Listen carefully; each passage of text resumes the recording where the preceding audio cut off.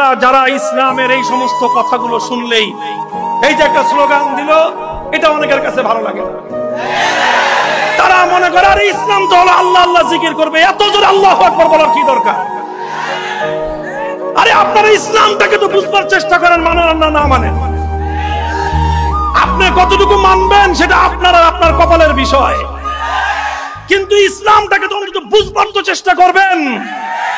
আল্লাহর নবী যখন উহুদের ময়দানে রক্তাক্ত অবস্থায়, মাথা ভাঙ্গা, আমার নবী আহত অবস্থায় জমিনের মধ্যে পড়ে আছেন, ওদিক দিয়ে মক্কার কুরাইশের সরদার বলতেছে কি, আফিকুম মুহাম্মদ আফিল কওমি আবু ইবনে আবি কুহাফা আফিল কওমি ওমর ইবনে খাত্তাব। হে মুসলমান, তোমাদের মধ্যে কি নবী মুহাম্মদ বেঁচে আছে? তোমাদের মধ্যে কি আবু বকর বেঁচে আছে?